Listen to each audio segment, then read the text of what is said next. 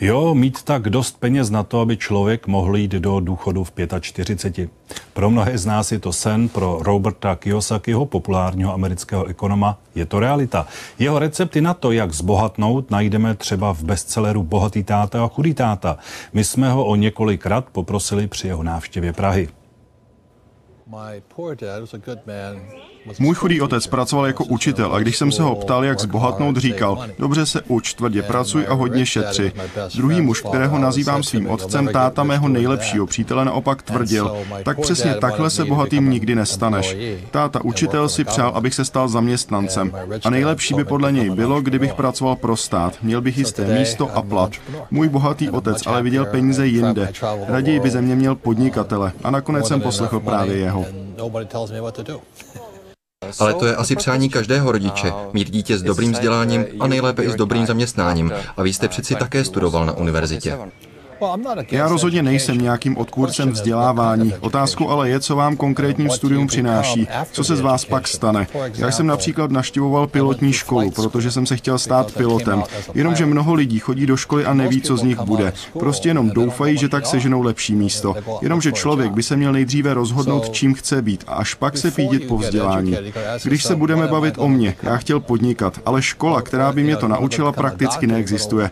Proto jsem přemýšlel, co chci nacpat do své hlavy. Hlava je přeci to nejcennější, co člověk má, a podle toho s ní máme zacházet. Kde člověk získá zdravý základ, jak zacházet s penězi, měla by mu to vysvětlit rodina? Obecně se dá říci, že ano. Konec konců i já ve své knize Bohatý táta a chudý táta píši jenom to, co mi vyprávěli otcové. A tak to většinou chodí u úspěšných lidí. Vsaďte se, že třeba Rockefellerovi svoje děti neposílají se znalostmi do normální školy. Jenomže konkrétně v Česku, kde 40 let vládli komunisté, nebyly finanční znalosti moc potřeba a řada rodin je doteď znovu nezískala. Nemyslíte, že by v tuto chvíli měla nastoupit vláda, stát, aby tomu trochu pomohli? Víte, já v moc vlády příliš nevěřím. Vždyť mnohé vlády nedokážou ani vládnout, natož aby věděli, jak zacházet s penězi. Podívejte se do mé domoviny, Spojených států. Amerika se stala nejchudší zemí světa. Máme největší dluh, máme miliony občanů úplně bez prostředků. A podle mě za to může mizivá finanční gramotnost. Když se ptáte, jestli má finanční gramotnosti pomoct stát, pátrejte nejdříve po tom, kdo by ty finance vyučoval. Zkuste se schválně obrátit na amerického učitele, jestli svým studentům vykládá o penězích. Řekne vám ne, peníze do školy nepatří. A to je jádro problému. Většina z amerických učitelů jsou ve skutečnosti socialisté. Tendují k nadměrné závislosti na vládě. Věří, že vláda všechno vyřeší. A pak to také učí. Já tomu nevěřím. Proto se většinou s učiteli nebavím. Pojďme k jinému tématu číslo 1 pro média i ekonomy posledních 2 let. Co si myslíte o krizi? Bylo to něco, co přišlo jako blesk z čistého nebe? Krize není žádná nehoda, je součástí mnohem komplexnějšího posunu. Přišla jako důsledek chybných kroků Federální rezervní banky, Světové banky a Mezinárodního měnového fondu. A to oni udělali z bohatých ještě bohatší, z chudých ještě chudší. Když se podívám na vyjádření některých ekonomů, třeba profesora Zeleného, který učí také ve státech, tak říkají, že tohle není jen tak obyčejná krize, že v hospodářství něco vře, čeká nás celková restrukturalizace. Souhlasíte?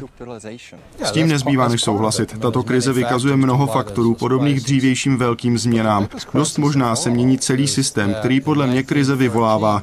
Ten se zrodil v roce 1913. Víte, co se stalo? Byla založena Federální rezervní banka. Ve stejném roce vláda představila i systém správy státních příjmů, respektive bylo založeno daňové oddělení vlády. Pokračovalo to rokem 1944 a podpisem Bretton Woodské dohody. To umožnilo prezidentu Nixonovi v roce 1971 zrušit vazbu dolaru na zlato a Amerika se stala nejbohatší zemí světa. Proč ale? Protože si mohla natisknout peníze na cokoliv, co si chtěla koupit. To je chronologie skutečné krize. Krize z nenasytnosti.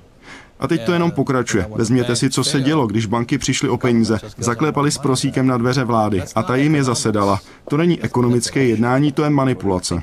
Jenomže krize znovu probudila názory, které volají po posílení státu. Podle nich selhal trh a je nutné posílit moc vlády, která to napraví. To znamená vyšší daně, větší státní rozpočty a tak dále. Jednoduše, většina lidí si myslí, že daně slouží k tomu, aby se peníze bohatých dostaly k chudým. To je hloupost. Když to někdo nazve socialismem nebo komunismem, budou to vždy chudí, kdo zaplatí daně bohatým. Něco z praxe. Já třeba vydělávám dost peněz a na daních nezaplatím ani dolar. Legálně samozřejmě. A víte proč?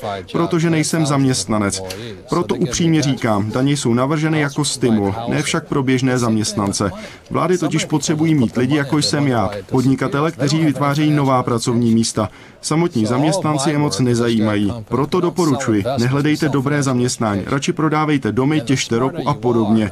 Vláda vás bude milovat a dá vám slevu. To je opravdový svět. A neříkám, že je fér.